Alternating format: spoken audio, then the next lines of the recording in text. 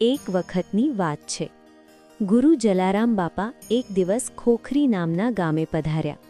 જેમ જેમ તેમની વાવણી જેવી શાંતિભરી હાજરી ગામમાં ફેલાઈ, તેમ તેમ ભક્તજનોના હૃદય આનંદથી ભરાઈ ગયા. ગામ લોકોએ બાપાનું ખૂબ જ ઉષ્માભર્યું સ્વાગત કર્યું અને તેમને શાવજી ભગતના નિવાસસ્થાને લઈ ગયા. શાવજી ભગતનો ઘરભર્યો આંગણો તે દિવસે ભક્તિથી મહેકી રહ્યો હતો. બાપાના આગમનના સમાચાર સાંભળીને લોકો દૂર દૂરથી આવ્યા હતા. કોઈ તેમના ચરણોમાં વંદન કરતું હતું તો કોઈ તેમની એક ઝલક મેળવવા આતુર હતું. પરંતુ એ જ ગામમાં જેરામ ભગત નામનો એક માણસ પણ રહેતો હતો. તે સ્વભાવથી ઈર્ષાળુ હતો. જલારામ બાપાની ખ્યાતિ, તેમની દયા અને તેમની ભક્તિ જોઈને તે અંદરથી બળતો રહેતો. જ્યાં લોકો બાપાના વખાણ કરતા, ત્યાં જેરામ કોઈને કોઈ નકારાત્મક વાત કાઢી જ લેતો.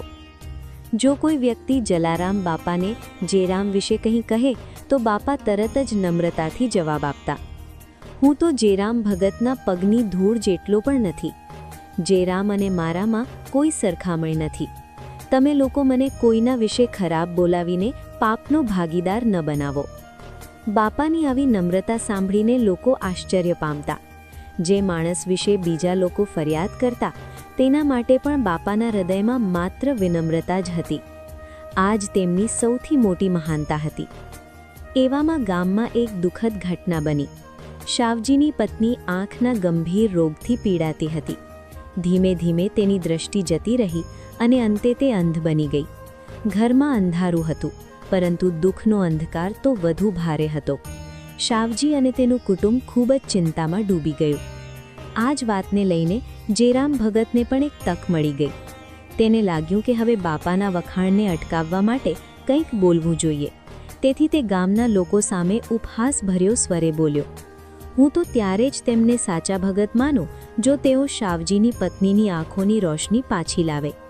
આ શબ્દો બહારથી વ્યંગ જેવા હતા, પણ અંદરથી એ ઈર્ષા અને અહંકારની આગમાંથી નીકળ્યા હતા.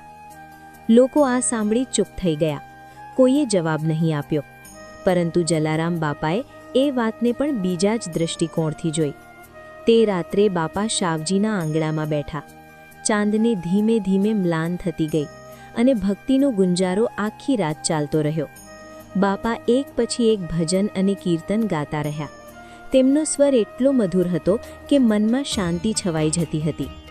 ભક્તો આંખ મીચીને સાંભળતા રહ્યા. આંગણામાં એક અદ્ભુત આધ્યાત્મિક વાતાવરણ સર્જાયું. રાત પૂરી થઈ અને સવારનું પ્રથમ પ્રકાશ ફાટવા લાગ્યું. એ જ ક્ષણે એક ચમત્કાર બન્યો. શાવજી ભગતની પત્ની, જે લાંબા સમયથી અંધકારમાં જીવતી હતી, અચાનક બોલી ઉઠી, મને દેખાઈ રહ્યું છે, મને બધું દેખાઈ રહ્યું છે. ઘરમાં આનંદની લહેર દોડી ગઈ. લોકો આશ્ચર્યથી એકબીજાને જોવા લાગ્યા.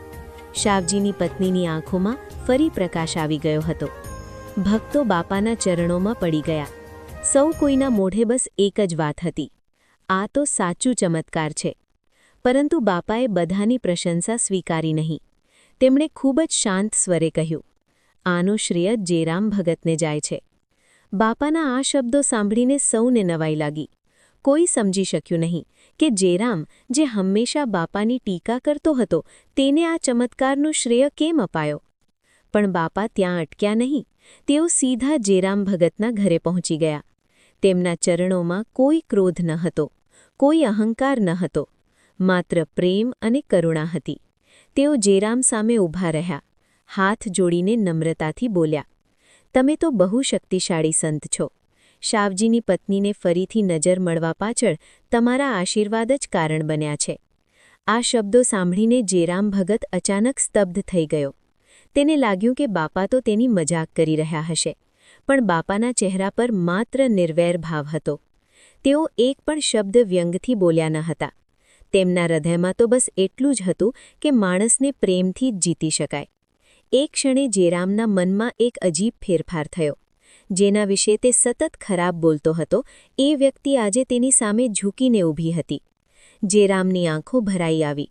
તેના દિલમાં વર્ષોથી જમા થયેલો અહંકાર એકાએક તૂટી પડ્યો. તે તરત જ બાપાના પગે પડી ગયો અને બોલ્યો, બાપા, મને માફ કરો. હું અંધ હતો. તમે તો મારી આ આંતરિક અંધતા પણ દૂર કરી દીધી. બાપાએ તેને ઉઠાવ્યો. તેઓ કોઈને નાના કે મોટા નહોતા માનતા. તેમના માટે તો દરેક જીવમાં ભગવાનનો અંશ હતો. જેરામના હૃદયમાં હવે પશ્ચાતાપ હતો, અને એ પશ્ચાતાપ જ તેના બદલાવની શરૂઆત બની ગયો. આ ઘટનાએ આખા ગામને એક મોટો સંદેશ આપ્યો. લોકો સમજી ગયા કે સાચી મહાનતા ચમત્કાર કરવામાં નથી, પણ અહંકારને પ્રેમથી જીતવામાં છે. જલારામ બાપાએ માત્ર શાવજીની પત્નીની આંખોની રોશની જ પાછી નહોતી આપી, પરંતુ જેરામના અહંકાર પર પણ વિજય મેળવ્યો હતો.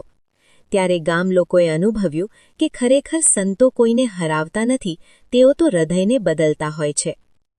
વાર્તાનો નૈતિક સંદેશ. Moral of the story.